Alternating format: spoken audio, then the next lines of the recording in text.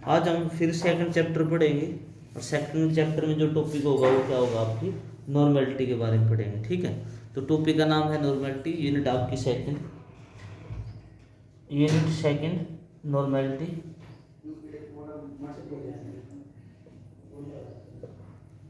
क्योंकि ये topic NCERT में नहीं है तो चांसेस कम रहते हैं कि ये सीबीएसई में आएगा पेपर में, पर प्रैक्टिकल के लिए इम्पोर्टेंट है टॉपिक नॉर्मेलिटी जो है आपका। नॉर्मेलिटी को आप कैपिटल एम से दिखाते हो, इसे डिनोट करते हो कैपिटल एम से। इसमें नॉर्मेलिटी और मोलरिटी में सिर्फ इतना डिफरेंस है कि नॉर्मेलिटी मोलरिटी के अंदर आते हैं नंबर ऑफ मोल्स।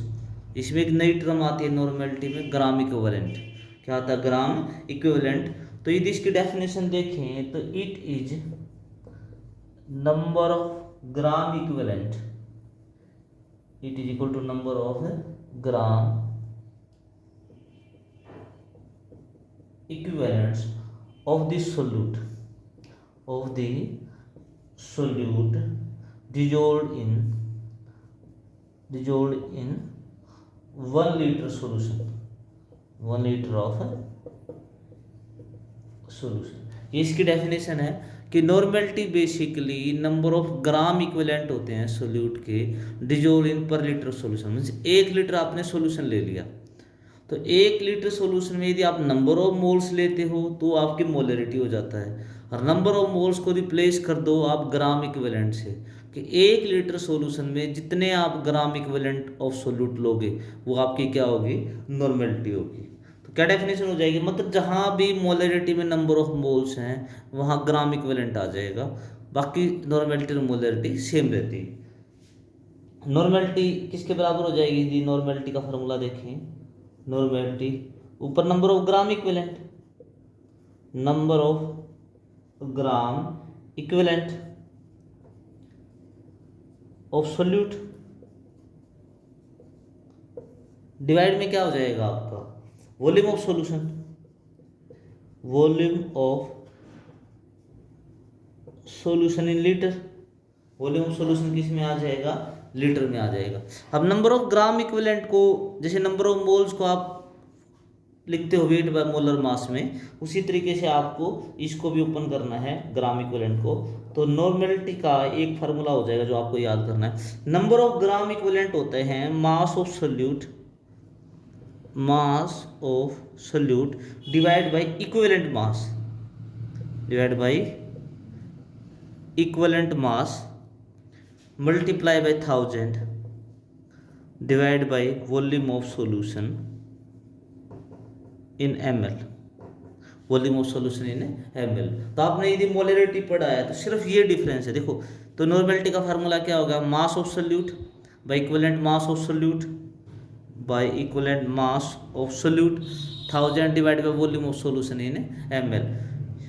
यहाँ पर सिर्फ मोलर मास आता है मोलरिटी के अंदर, और नॉर्मेलिटी के अंदर यहाँ कौन सा मास आता है? Equivalent mass. बाकी फार्मूला सेम है, वहाँ भी मास ऑफ सोल्यूट था, यहाँ भी मास ऑफ सोल्यूट है, 1000 यहाँ भी था वहाँ भी है, और वहाँ भी volume of solution in ml था और यहाँ भी है। सिर्फ मोलर मास की जगह क्या आ जाएगा आपका? इक्विवेलेंट मास आ जाएगा। और इक्विवेलेंट मास के ऊपर में पूरा है एक पूरा पेज जिसमें मैं अलग अलग एसिड बेस सोल्ट के आपको इक्विवेलेंट मास निकालने सिखाऊंगा। ठीक है, तो यूनिट क्या हो जाएगी नॉर्मेलिटी की? तो इक्विवेलेंट मास निकालना आपको सिखाया जाएगा। तो पहले यूनिट देखो, यूनिट क्या हो जाएगी? Unit of normality, unit of normality. Normality क्या हो जाएगी? क्योंकि ग्राम इक्विवेलेंट है तो क्या हो जाएगा? या तो आप लिख सकते हो ग्राम इक्विवेलेंट, ग्राम इक्विवेलेंट क्यों ग्राम इक्विवेलेंट पर लीटर, ये यूनिट हो जाएगी। या आप क्या ले सकते हो? इसकी यूनिट नॉर्मल, एन से दिखाते हैं। इसकी यूनिट क्या हो जाएगी? नॉर्मल, या क्या हो जाएगी? ग्राम इक्विवेलेंट पर लीटर क्या हो जाएगी? इसकी यूनिट हो जाएगी नॉर्मेलिटी की। एक न्यूमेरिकल करते हैं, फिर इक्विवेलेंट मास भी उसी के अंदर निकालना सीख लेंगे। अब न्यूमेरिकल देखते हैं नॉर्मेलिटी के ऊपर आसान सा, ताकि आपको कंसेप्ट समझ में आ जाए। देखो एक न्यूमेरिकल है नॉर्मेलिटी के ऊपर कि 49 ग्राम ऑफ H2SO4 है। 49 ग्राम क्या है? H2SO4। आप उसको डिजोल्व करते हो, डिजोल्व इन 500 ml सॉल्यूशन के अंदर, सॉल्यूशन कितना है आपका 500, find out normality, find out normality of solution. आपको नॉर्मेलिटी निकालनी है किसकी, सॉल्यूशन की। तो कैसे निकालोगे, देखो आंसर तो वही है। तो आपको देखो सोल्यूट के इक्विवेलेंट मास की जरूर पड़ेगी। जब आप नॉर्मेलिटी निकाल रहे हो तो आपको इक्विवेलेंट मास ऑफ सोल्यूट जरूरत पड़ेगी। और यहाँ पर H2SO4 है सोल्यूट, तो पहले इक्विवेलेंट मास देखो, इक्विवेलेंट मास ऑफ H2SO4 वो कैसे निकलेगा, पहले वो देखो। आप इक्विवेलेंट मास ऑफ H2SO4 कैसे निकालोगे, देखो इक्विवेलेंट मास एसिड है, ये H2SO4 क्या एसिड है। तो यदि इक्विवेलेंट मास किसी एसिड का निकालना हो तो उसका फार्मूला याद करो पहले, मोलर मास ऑफ एसिड जो भी दिया है आपको, divide by number of H positive ion, जिसको बेसिसिटी बोलते हैं।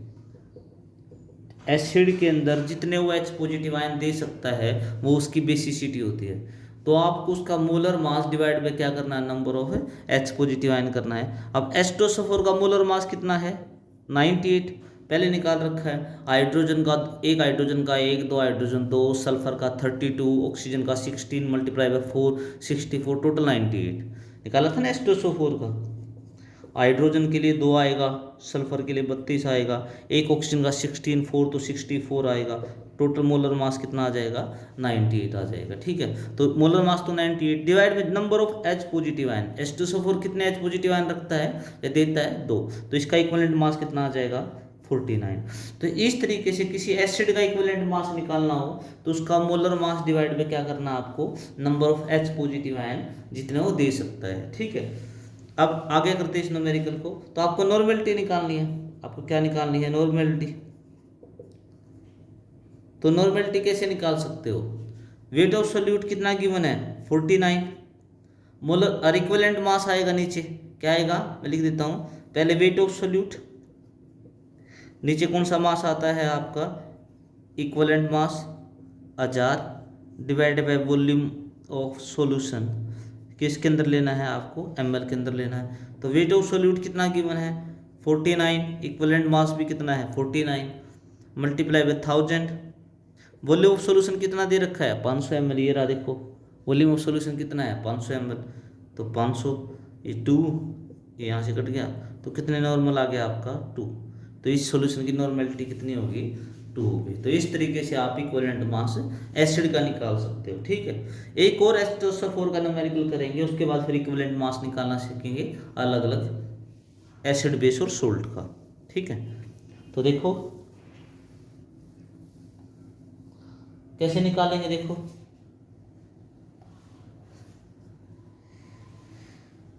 एक आपको एक क्वेश्चन है, वो देखो क्वेश्चन क्या दिया हुआ है कि एक सैंपल है, एक सैंपल है of H2SO4 is 15% H2SO4 by weight है, और जिसकी डेंसिटी दे रखी है 1.10 ग्राम पर ml। तो आपको नॉर्मेलिटी कैलकुलेट करनी है, कैलकुलेट नॉर्मेलिटी। आपको क्या कैलकुलेट करनी है, आपको नॉर्मेलिटी कैलकुलेट करनी है। तो कैसे करोगे, देखो सेम है, परसेंटेज दिया है, डेंसिटी दी है, आपको नॉर्मेलिटी निकालनी है। ठीक है, न्यूमेरिकल समझ में आई। आपके सोल्यूट की परसेंटेज दी है, डेंसिटी दी है, आपको नॉर्मेलिटी। 2 तरीके होंगे इसके भी, एक डायरेक्ट मेथड, एक आप बेसिक मेथड से कर सकते हो। बेसिक मेथड से देखो, पहले 15% H2SO4 का मीनिंग क्या होता है, what is mean by 15% H2SO4। 15% H2SO4 का मीनिंग होता है कि आपका 15 ग्राम तो आपका H2SO4 हो गया, प्लस 85 ग्राम आपका वाटर हो गया, और टोटल आपका 100 ग्राम क्या हो गया आपका सोल्यूशन। तो मेरे पास सोल्यूशन का मास कितना है 100 ग्राम, और सोल्यूट का मास कितना है मेरे पास 15 ग्राम। ठीक है।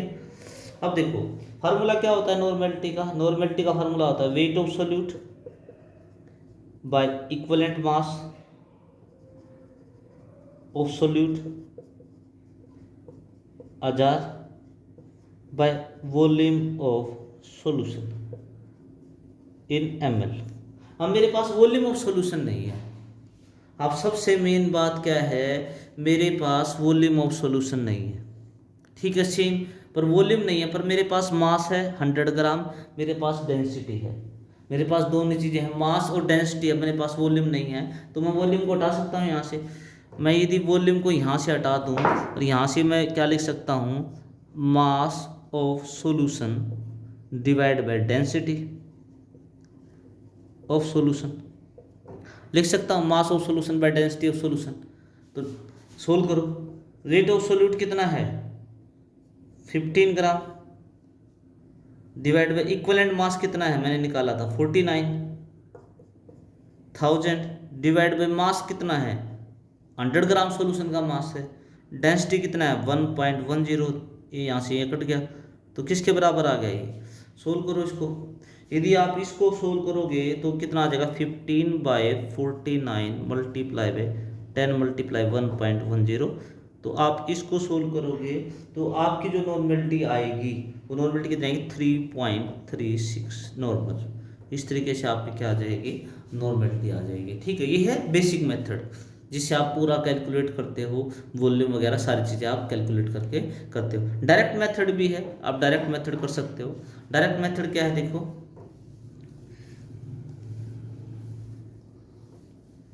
What is the direct method. Direct method में मैंने बताया यदि आपको नॉर्मेलिटी निकालनी है, परसेंटेज में आपको सॉल्यूशन गिवन है, डेंसिटी गिवन है और आपको नॉर्मेलिटी निकालनी है। क्या निकालनी है आपको नॉर्मेलिटी n। तो आप कैसे निकालोगे, percentage multiply density multiply by 10 और इक्विवेलेंट मास ऑफ सोल्यूट। ये आपका डायरेक्ट तरीका है। यदि आपका सॉल्यूशन मोस्टली न्यूमेरिकल यहीं से आता है सीबीएसई में, परसेंटेज ऑफ सॉल्यूशन गिवन होती है और डेंसिटी गिवन होती है, तो आप नॉर्मेलिटी कैसे निकालोगे। तो परसेंटेज कितनी गिवन है 15, डेंसिटी गिवन है 1.10 गुना 10, इक्विवेलेंट मास कितना है सोल्यूट का, इक्विवेलेंट मास H2SO4 का 49 है। तो आप इसको सोल्व करो, कितना आएगा 40 सोल्व करोगे तो वही आ जाएगा आपका 3.36 नॉर्मल। इस तरीके से आप क्या निकालोगे, ये डायरेक्ट तरीका है। किसी भी परसेंटेज में यदि सॉल्यूशन और डेंसिटी गिवन है तो आप उसकी नॉर्मेलिटी कैसे निकालोगे। तो इस तरीके से आप क्या निकाल सकते हो नॉर्मेलिटी। अब बात आती है इक्विवेलेंट मास निकालने की। अब किसकी बात आती है, इक्विवेलेंट मास निकालने की। तो आप इक्विवेलेंट मास कैसे निकाल सकते हो, आप क्या निकाल सकते हो इक्विवेलेंट मास। देखो आपको ये पता होना चाहिए आपकी नॉर्मली जो सोल्ट मिलता है या सोल्यूट मिलता है सॉरी, वो या तो एसिड है या बेस है या सोल्ट है, तीन ही होते हैं। एक एलिमेंट भी मान लो जो नॉर्मली कभी नहीं होता, तो इनका इक्विवेलेंट मास कैसे निकालेंगे। देखो यदि आपको, हम टॉपिक कर रहे हैं इक्विवेलेंट मास, इसको निकालना सीख रहे हैं इक्विवेलेंट मास कैसे निकालते हैं। ठीक है, तो सबसे पहले मान लो मुझे इक्विवेलेंट मास निकालना है, मुझे इक्विवेलेंट मास निकालना है ऑफ एसिड, ये मैं बता चुका हूं। तो क्या करना है इक्विवेलेंट मास ऑफ एसिड निकालने के लिए, उसका मोलर मास, उसका क्या करना है molar mass divide by number of H positive given by the acid, और जिसको क्या बोलेंगे बेसिसिटी बोलेंगे। क्या बोलेंगे जिसको बेसिसिटी। तो इक्विवेलेंट मास ऑफ एसिड निकालना है, तो जैसे मान लो मुझे H2SO4 का निकालना है, इक्विवेलेंट मास ऑफ H2SO4 कैसे निकालेंगे इक्विवेलेंट मास ऑफ H2SO4। इसका मोलर मास सबको पता है 98 divide by number of hydrogen 2, तो कितना आ जाएगा 49 आ जाएगा। तो इस तरह से आप इक्विवेलेंट मास किसका निकाल सकते हो, एसिड का निकाल सकते हो। यदि इक्विवेलेंट मास बेस का निकालना हो, इक्विवेलेंट मास ऑफ बेस, आपको इक्विवेलेंट मास किसका निकालना है बेस का, तो वही मोलर मास ऑफ सोल्यूट या मोलर मास, आपका जो बेस है उसका मोलर मास डिवाइड में क्या आ जाएगा number of OH negative ion आ जाएंगे, इसको एसिडिटी बोलते हैं।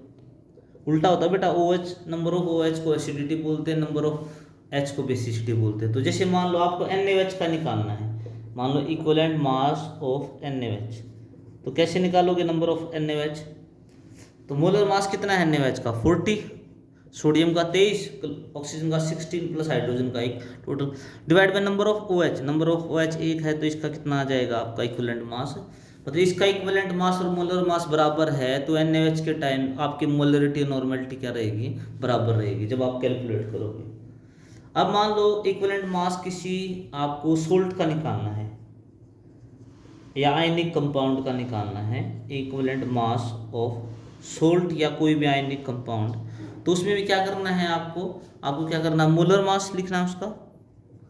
आपको क्या लिखना है, molar mass divide by charge on cation, charge on cation. अब कैटायन पे चार्ज, जैसे मान लो आपको इक्विवेलेंट मास ऑफ NaCl निकालना है तो आप NaCl को ऐसे लिख लो, Na पॉजिटिव Cl नेगेटिव, आपको इसको निकालना है तो इसका मोलर मास या फार्मूला मास बोल सकते हो।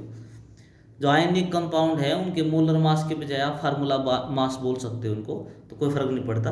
Na देखो क्लोरीन का हो गया, सोडियम का हो गया 23, क्लोरीन का 35.5 डिवाइड बाई जो आपका कैटायन पार्ट है उसके ऊपर चार्ज कितना है +1, सोडियम के ऊपर +1 होता है तो आप 1 से डिवाइड कर दो उसको, तो ये इतना ही आ जाएगा 58.5 आपका क्या आ जाएगा इक्विवेलेंट मास ऑफ सोल्ट आ जाएगा। ठीक है, यहाँ तो समझ में आया। एक और करा देता हूँ, इक्विवेलेंट मास ऑफ, वैसे तो इक्विवेलेंट मास भूसा पर तुम्हारे जो काम की है वो एक एलिमेंट और याद कर लो, नॉर्मली एलिमेंट कभी आता नहीं है, कंपाउंड है तुम्हारे। इक्विवेलेंट मास यदि निकालना है ऑफ एन एलिमेंट, कोई आपको एलिमेंट दे दे उसका इक्विवेलेंट मास निकालना, तो आप कैसे निकालोगे, वही एलिमेंट है तो उसका एटॉमिक मास आ जाएगा डिवाइड में उसकी वैलेंसी, डिवाइड में क्या आ जाएगी उसकी वैलेंसी आएगी। वैलेंसी कैसे, मान लो इक्विवेलेंट मास निकालना है, equivalent mass of oxygen atom निकालना है, किसका निकालना, ऑक्सीजन एटम। ऑक्सीजन एटम एक होता है ना, तो ऑक्सीजन एटम मान लो एक ले लिया तो उसका एटॉमिक मास कितना होता है 16 डिवाइड बाय ऑक्सीजन की वैलेंसी कितनी होती है, कितने इलेक्ट्रॉन लूज या गेन करता है ऑक्सीजन एटम, 2, सबको पता है ऑक्सीजन कितने इलेक्ट्रॉन गेन करता है 2 करता है, तो उसकी वैलेंसी कितनी होगी 2, तो इसका इक्विवेलेंट मास कितना आ जाएगा 8। इस तरीके से आप क्या निकाल सकते हो, इक्विवेलेंट मास निकाल सकते हो जो आपको गिवन है। और इक्विवेलेंट मास निकल गया तो आप नॉर्मेलिटी भी बड़ी आसानी से निकाल सकते हो। ठीक है, अब कुछ देखो, कुछ हैं चीज़ें जो आपके प्रैक्टिकल में ज़्यादा यूज होंगी कॉम्पिटिटिव में। ठीक है, CBSE बोर्ड के हिसाब से तो कमी आती हैं चीज़ें, ये नहीं जो अभी कराऊंगा वो। एक तो रिलेशन है आपका मोलरिटी और नॉर्मेलिटी में, कुछ रिलेशन कराऊंगा आपको छोटे छोटे, ठीक है, वो आपको प्रैक्टिकल में कहीं ना कहीं यूज होंगे। तो आपको पहला है रिलेशनशिप निकालनी है, relationship between molarity and normality. आपको मोलरिटी और नॉर्मेलिटी में क्या निकालनी है, रिलेशनशिप निकालनी है। मतलब आपको मोलरिटी दी हो तो आप नॉर्मेलिटी कैसे निकाल सकते हो, देखो जो नॉर्मेलिटी होती है आपकी, जो आपकी नॉर्मेलिटी बराबर होती है n गुणा मोलरिटी के बराबर होती है। जो आपकी नॉर्मेलिटी है वो किसके बराबर होती है, n गुणा मोलरिटी के बराबर होती है। अब n क्या है, मतलब आपको मोलरिटी दी हो, आप n से मल्टीप्लाई कर दो तो आपकी नॉर्मेलिटी। अब n क्या है, n की वैल्यू अलग अलग है। यदि आप n निकालना चाहते हो फॉर एसिड, n किसके बराबर होगा, n is equal to number of H positive ion, वही बेसिसिटी कि कितना हाइड्रोजन वो दे सकता है। फॉर बेस n की वैल्यू वही हो जाएगी number of OH negative ion, कितने OH नेगेटिव दे सकता है उसकी एसिडिटी। और फॉर सोल्ट वही है चार्ज ऑन कैटायन लिख सकते हो या चार्ज ऑन एनायन, किसी एक का ले लो तो चार्ज ऑन कैटायन आप ले सकते हो, तो n की वैल्यू है। मैं एक छोटा सा न्यूमेरिकल लेता हूँ इसके ऊपर। जैसे मान लो आपको दे दिया find out normality,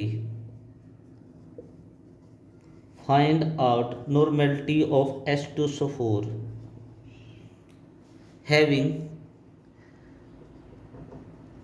having molarity 5 molar, मतलब मोलरिटी 5 है तो आपको नॉर्मेलिटी निकालनी है। तो कैसे निकालोगे, आसान है। नॉर्मेलिटी किसके बराबर होती है, एन गुना मोलरिटी। एन क्या है आपका, number of H positive ion, कितने हैं, 2। H2SO4 में 2 हैं नंबर ऑफ एच पॉजिटिव जो दे सकता है, और मोलरिटी कितनी दे रखी है, 5। तो कितने आ गया, 10 नॉर्मल आ गया। तो दुगनी हो जाएगी आपकी H2SO4 की जितनी मोलरिटी होती है उससे दुगनी उसकी क्या रहती है, हमेशा नॉर्मेलिटी रहती है। तो इस तरीके से आपको मोलरिटी गिवन है तो आप क्या निकाल सकते हो, नॉर्मेलिटी निकाल सकते हो। दो चीज़ें और देखो बेसिक छोटी सी, देखो प्रैक्टिकल में ज़्यादा यूज होती हैं ये चीज़ें, they are use in practical, ठीक है। अब देखो समझाता हूँ। देखो मान लो कोई आपके पास एक सॉल्यूशन है, ठीक है, आपके पास क्या है, एक सॉल्यूशन है जिसकी मोलरिटी m1 है। मोलरिटी कितनी मान ली आपने, m1 थी, पहले मोलरिटी थी m1, और उसका वॉल्यूम था मान लो v1। उसका वॉल्यूम मान लो 500 ml था, कितना ही भी था, ठीक है। कुछ मोलरिटी थी, कुछ क्या था, आपका वॉल्यूम था v1, और आपने उसको डाइल्यूट कर दिया। डाइल्यूट का मतलब, उस सॉल्यूशन को डाइल्यूट करने का मतलब क्या है, आपने उसका वॉल्यूम बढ़ा दिया। डाइल्यूट का मतलब है एडिशन ऑफ वाटर, आपने पानी ऐड किया है, आपने वॉल्यूम कुछ था पहले, बाद में कुछ, अब वॉल्यूम आपने मान लो V2 कर दिया, बढ़ा दिया। मान लो 500 ml से आपने 1000 ml कर दिया, 200 से आपने 400 ml कर दिया, पानी डाल के आपने उसका वॉल्यूम बढ़ा दिया। तो दिखती बात है, मोलरिटी भी चेंज हो जाएगी भाई। आपने वॉल्यूम चेंज कर दिया तो अब मोलरिटी भी क्या हो जाएगी, मान लो m2 हो जाएगी। क्या हो जाएगी, m2। समझ में आया। तो उसकी इक्वेशन बनेगी, मोलरिटी जो है इक्वेशन क्या बनेगी आपको, इस तरीके के न्यूमेरिकल यूज होते हैं। तो यदि आपकी मोलरिटी इक्वेशन क्या हो जाएगी, वो देखो मोलरिटी इक्वेशन, पहले मोलरिटी कितनी थी, m1, उसको मल्टीप्लाई करो उसके वॉल्यूम किससे, v2 से, सॉरी v1। तो m1 v1 किसके बराबर हो जाएगा, m2 v2 के बराबर हो जाएगा, ठीक है। यदि नंबर ऑफ मोल्स बराबर नहीं है तो यहाँ पर आपका n1 नंबर ऑफ मोल्स, और यहाँ पर क्या आ जाएगा आपका n2 नंबर ऑफ मोल्स भी आ सकता है, ठीक है। यदि क्योंकि सॉल्यूशन एक है, यदि एक ही सॉल्यूशन को आप डाइल्यूट करोगे तो यहाँ n1 n2 लगाने की जरूरत नहीं है। तो सिंपल इक्वेशन बन जाएगी आपकी m1 v1 equal to m2 v2। पहले की मोलरिटी कितनी थी, वॉल्यूम कितना था, बाद में आपने वॉल्यूम जितना कर दिया v2, तो मोलरिटी कितनी हो जाएगी आपकी m2। तो ये कौन सी इक्वेशन है आपकी, मोलरिटी इक्वेशन। उसी तरीके से नॉर्मेलिटी इक्वेशन आ जाएगी, सेम नॉर्मेलिटी इक्वेशन क्या आ जाएगी, n1 v1 is equal to n2 v2। इस इक्वेशन से आपके प्रैक्टिकल में बहुत यूज होंगे, मतलब आपको एक सॉल्यूशन बनाने के लिए दूसरे सॉल्यूशन में से इसकी जरूरत बहुत पड़ने वाली है। अब देखो मैं एक न्यूमेरिकल कराता हूँ छोटा सा इसके ऊपर, प्रैक्टिकल से रिलेटेड।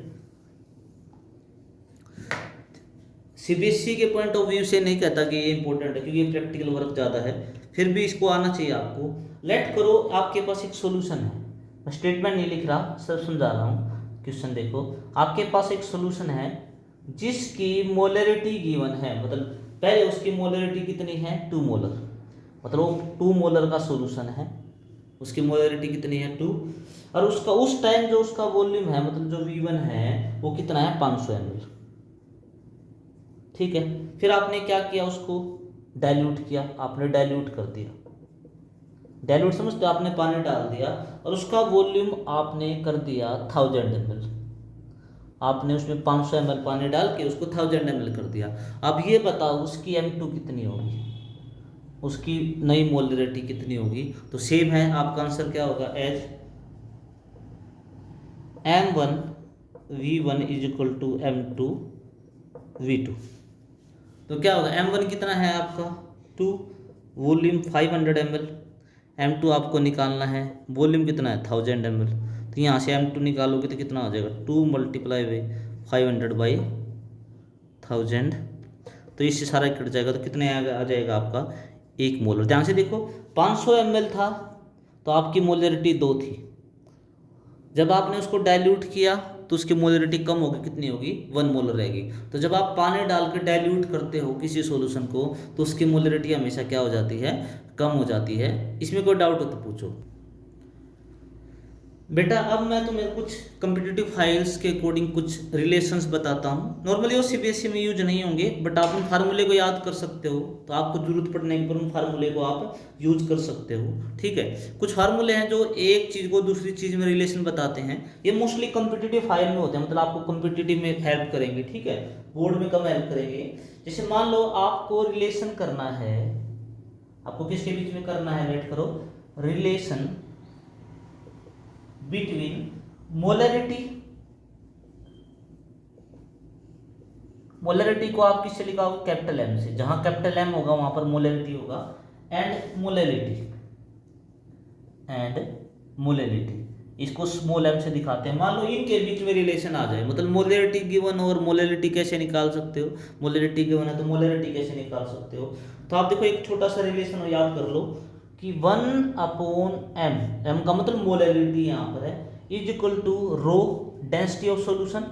ये रो क्या है आपका, डेंसिटी ऑफ सॉल्यूशन। में इसको d से लिख देता हूँ, d divide by m, m is molarity, minus molar mass of solute, minus क्या है, molar mass of solute divide 1000। देखो जहां पर मैं बता देता हूं, यहां पर स्मॉल m क्या है, मोलरिटी, कैपिटल M क्या है, मोलरिटी, और m सोल्यूट का मतलब क्या है, molar mass of solute, molar mass of solute. यदि आपको देखो मोलरिटी और मोलरिटी इनके बीच में तो आपको रिलेशन है, यदि इन दो के बीच में रिलेशन है तो आपको एक तो डेंसिटी ऑफ सॉल्यूशन पता होनी चाहिए और एक क्या पता ना चाहिए, मोलर मास ऑफ सोल्यूट। तो आप इन दोनों को, मोलरिटी और मोलरिटी को आपस में क्या कर सकते हो, चेंज कर सकते हो। सेकंड जो है आपका रिलेशन, सेकंड रिलेशन क्या है आपका, मोलरिटी के बीच में और मोल फ्रैक्शन के बीच में, relation between molarity, molarity and mole fraction, and mole fraction. एक बात ध्यान रखना, मोल फ्रैक्शन दोनों का होता है, सोल्यूट का भी और किसका होता है आपका, सॉल्वेंट का। तो मैं फार्मूला लिख देता हूं पहले कि molarity is equal to mole fraction of solute, mole X B लिख सकता हूं मैं, एक्स बी क्या है, mole fraction of solute multiply by 1000, D same density of solution, divide में आपका क्या है, X B mole fraction of the solute multiply by M B molar mass of the solute, plus X A मतलब mole fraction of solvent multiply by molar M A molar mass of solvent. ये क्या है आपका, देखो ये आपकी molarity रही जिसको आपको क्या निकालना, और ये आपके x क्या है, मोल फ्रैक्शन है। इस तरह मोलरिटी आपको मोल फ्रैक्शन ऑफ सोल्यूट और सोलवेंट गिवन है तो आप क्या निकाल सकते हो, उसकी मोलरिटी। मैं लिख देता हूँ एक्स बी क्या है आपका, मोल फ्रैक्शन ऑफ सोल्यूट, जो आपको पता होना चाहिए निकालने के लिए मोलरिटी। एक्स ए क्या है, mole fraction of solvent, mole fraction of solvent आपका है। उसके बाद आपका एम बी क्या है, molar mass of solute, molar mass of solute, और एम ए क्या है, molar mass of solvent, molar mass of solvent, और डी क्या है, पहले बता दिया, डेंसिटी ऑफ सॉल्यूशन। यहां भी लिख देता हूं डी क्या है, डेंसिटी ऑफ सॉल्यूशन। इसमें कोई डाउट हो तो बताओ बेटा। तो ये रिलेशन कभी कॉम्पिटिटिव एग्जाम में यूज हो जाते हैं। ठीक है, एक और लिख देता हूं, लास्ट है आज के लिए। नेक्स्ट है आपका relation between molarity and mole fraction, relation between molarity and mole fraction. आपको इन दोनों में क्या करना है, आपको रिलेशन करना है। तो कैसे करोगे, देखो छोटा सा फार्मूला है, molarity is equal to 1000 multiply by X B मैं पहले बता चुका हूँ, mole fraction of solute, divide में एक्स ए मतलब mole fraction of solvent multiply by M A molar mass of solvent. इस तरीके से आप क्या नहीं, ये मैं पहले बता चुका, एक्स बी क्या है mole fraction of the solute, X A क्या है मोल फ्रैक्शन ऑफ सॉल्वेंट, और एम ए क्या है आपका मोलर मास ऑफ सॉल्वेंट। इस तरीके से आप इनके बीच में क्या करते हैं, मतलब आपको मोलैलिटी निकालनी हो और मोल fraction of the solute and solvent दिया हो और molar mass of the solvent हो, तो आप उसकी क्या निकाल सकते हो, आप मोलैलिटी निकाल सकते हो। ठीक है बेटा।